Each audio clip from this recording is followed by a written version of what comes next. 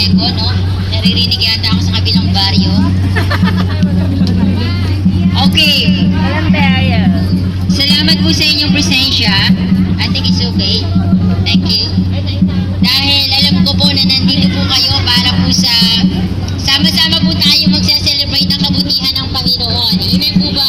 Ito pong araw na ito ay masyado po siyang magandang araw dahil masyado po magandang sikat ng araw. Amen. So, kaya, bear with us. Alam ko po na tayo pong Cluster 8 ay very flexible po tayo. Pasensya na po kayo kung medyo na-move yung ating pulpit, no?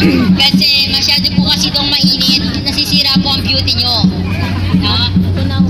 Sabihin nyo po sa inyong katabi, kakaibang ganda mo ngayon, kapatid. Kakaibang ganda mo ngayon, kapatid. Kakaibang ganda mo ngayon, kapatid. So, alam ko po na marami pa po tayo mga sorpresa. Marami pong gagawin ng Panginoon sa atin. At enjoy po natin ang momentum na ito.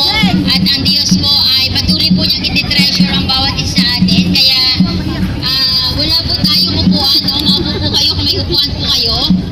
Manatili po kayong nakatayo kung kailangan gusto niyo pang tumangkad. Kaya ngayon po ay tinatawagan po natin ang ating isang kapatid. I just want to introduce to you our MC for today, Sister Channeline Batad. Pero we just want to call one of our leaders, Sister Cecil, for our opening remarks. God is good! And all the time!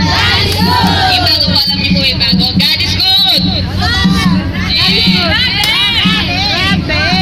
God is good! And all the time! Sobra, amen. Truly, God is good.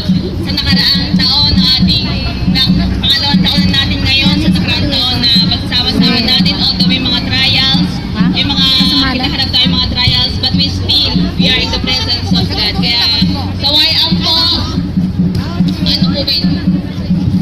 Sa 1 Corinthians, we are going